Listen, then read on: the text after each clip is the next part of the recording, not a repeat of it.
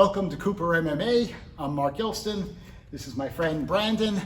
And this afternoon I'd like to talk about the sword guard. This is one of the first open guards that I learned when I started doing BJJ after many decades of doing Judo. And I very rarely see it done anymore. Since I've gotten my black belt in BJJ, I started developing it more and looking at more applications, and I'm beginning to find that it's a very useful technique. It fits in very well with one of my favorite choking techniques, the thrust choke, which we'll look at. My basic position is 1 foot under and 1 foot in front. So I'm crossed here, and I have a cross collar grip and a posting hand. So this is the basic guard position. You'll notice that my knuckles are forward and straight. My hand is not a fist. I like to keep this position. This sets me right up for a choke. So if my partner does nothing, or comes forward trying to pass, just coming in, he chokes himself. Once again, as he comes in, I'm pushing the big muscle out of the way, coming right into the carotid artery. And if I want to finish the choke, I just pull straight down on the collar. So once again, he comes in, and very, very short match. So I like this element of it. So he has a number of choices when he's going to pass me. He can try and come around to this side. He can try and go around the outside. He can try and break my grip, or he can try and get away. All right? If he really doesn't like this and he just wants to get away, and he backs off. I have a lot of power with this foot. My arm is still relatively straight, and I just push him back. Notice when I push him back, I pin his shoulder and move around to side control.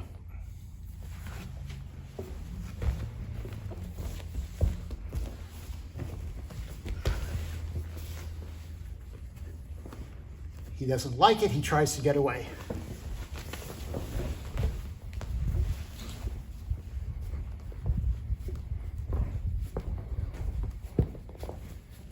Shoulder control, lots of things I can do from here. So he tries to pass on this side. The arm comes around and pulls in.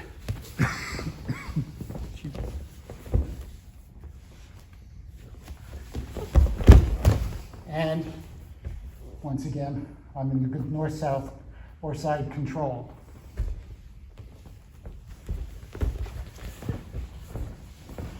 Okay, this time when I pull him, he posts. So he's trying to pass, pull the arm, scoop, keep control of the arm.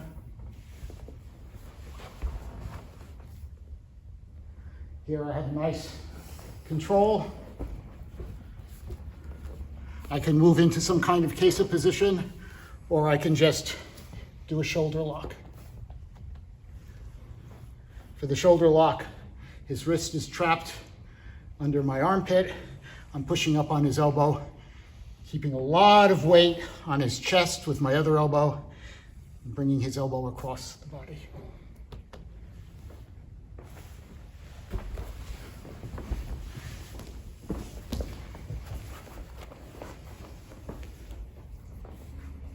Okay, one more time. When I pull, he posts. Scoop, turn in.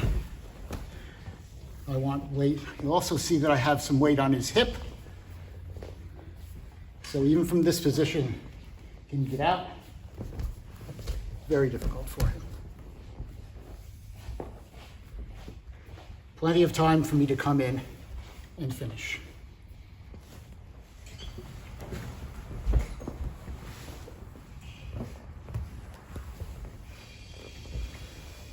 This time, he passes, trying to pass in the other direction.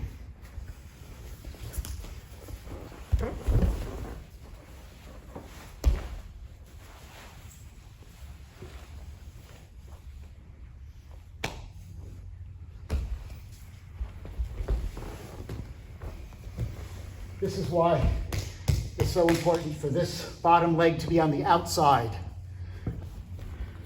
In slow motion, when he tries to pass, my foot comes out and catches.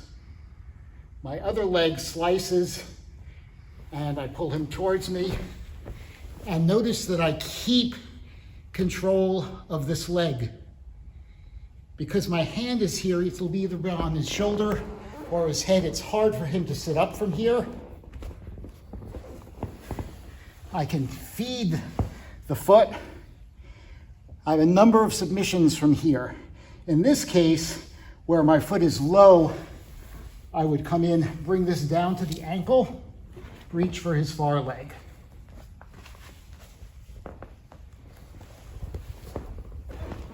This is a knee implosion.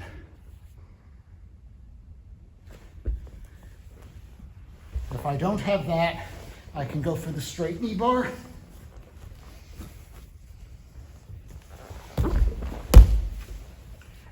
Feed, extend here. I'm blocking his far thigh. I can either do it this way or this way. Scoot in close. And now it's a straight knee bar. If the knee bar isn't working, I come over the top. Here I have an ankle lock, or if you like heel hooks, there's a heel hook.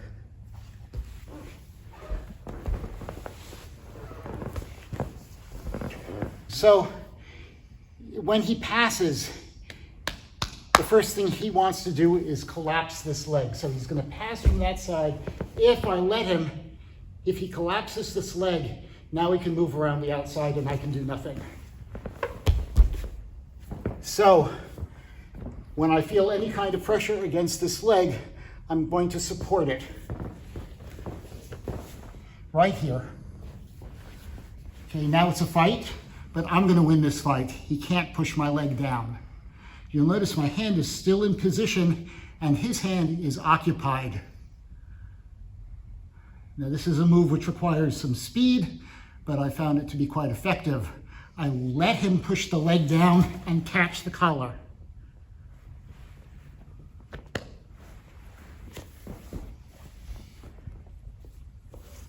Once again, block, wait for him to really try and push it down, and then finish the choke. Once again, notice I'm not going across. This hand is turning in, so now it's these knuckles that are finishing the choke, and the collar is pulled straight to the floor.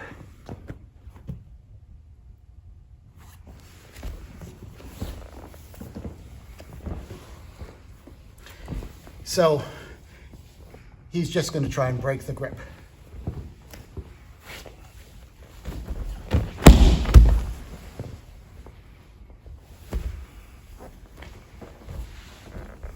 When he tries the two-hand break, grab the sleeve, I pull it down and into my hip.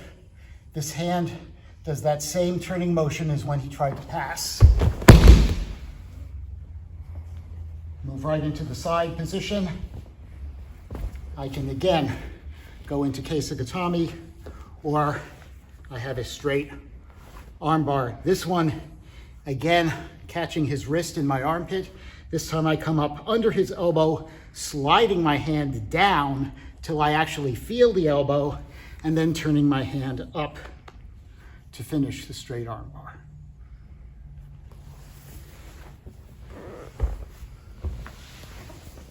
He can also try breaking the grip by pushing across with the far arm. This gives me an arm bar or a triangle.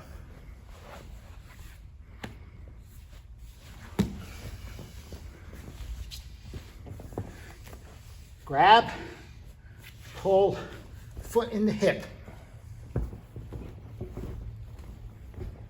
So now I've got both feet in his hips. This leg comes over the top, heavy. Notice my toes are flexed. I don't want to be this way. I want to be here, coming heavy, trapping his head and shoulder. And now I take this hand and I push it right to the pinky. If that isn't working because he's curled, he's very strong, he's doing this, I have a Kimura. If he's so strong that I just can't finish anything and he brings it in, this foot comes over and I finish the triangle.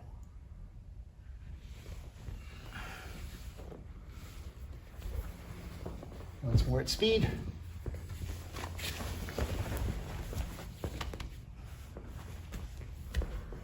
Okay. So, a little introduction to the sword guard with a whole bunch of reactions and submissions. If you like the video, please click like and subscribe to our channel, Sarah Yoko Zenyo. That means maximum efficiency. If you click on the bell, you can get the videos as soon as they are posted. Thank you, Brandon.